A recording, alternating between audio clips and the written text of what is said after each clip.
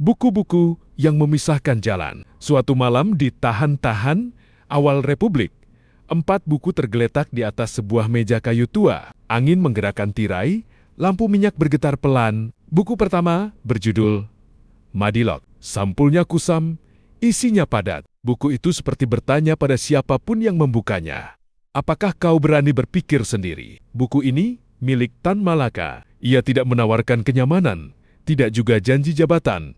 Ia hanya menawarkan akal sehat. Baginya, revolusi dimulai dari cara berpikir logis, ilmiah, dan bebas dari tahayul. Di sebelahnya tergeletak buku pidato dan tulisan Soekarno. Halamannya penuh api. Kata-katanya menggugah massa, membangkitkan emosi, menyatukan rakyat lewat semangat dan keberanian. Buku-buku itu tidak meminta pembaca berpikir terlalu jauh, tapi merasakan cinta tanah air, keberanian melawan penjajah, persatuan. Tan Malaka membaca pidato itu dan mengangguk pelan. Api penting, gumamnya. Tapi api tanpa arah bisa membakar siapa saja. Buku ketiga adalah tulisan Muhammad Hatta.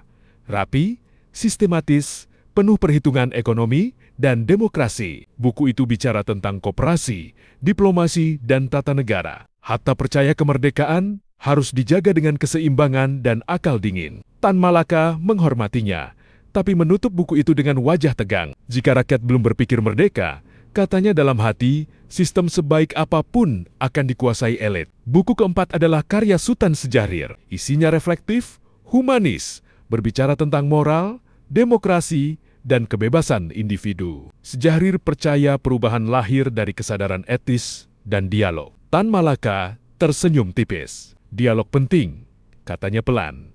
Tapi penindasan tidak selalu mau berdialog. Ia kembali membuka Madilog. Di sanalah perbedaannya nyata. Soekarno menulis untuk membangkitkan. Hatta menulis untuk mengatur. Sjahrir menulis untuk menyadarkan secara moral. Tan Malaka menulis untuk mengubah cara berpikir paling dasar. Ia tidak ingin rakyat sekadar berani. Tidak ingin mereka hanya patuh pada sistem. Tidak juga cukup hanya bermoral. Ia ingin rakyat tidak bisa dibodohi oleh siapapun, bahkan oleh pemimpin yang mereka cintai. Dalam Dari Penjara ke Penjara, Tan Malaka menulis penderitaannya tanpa drama. Ia tidak menempatkan diri sebagai pahlawan, melainkan sebagai manusia yang memilih setia pada prinsip meski harus sendirian. Buku itu berbeda dari kisah tokoh lain yang dekat dengan kekuasaan. Ia adalah kisah orang yang terus tersingkir karena terlalu jujur. Malam semakin larut. Buku-buku itu diam, tapi seolah berbicara. Sejarah kemudian memilih jalan yang lebih mudah.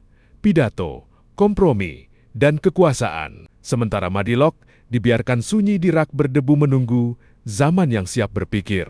Tan Malaka tahu mungkin ia tidak akan menang dalam hidupnya. Tapi ia yakin, suatu hari nanti, ketika bangsa ini lelah dibohongi, seseorang akan membuka bukunya dan berkata, "Sekarang aku mengerti, kemerdekaan sejati memang dimulai dari pikiran."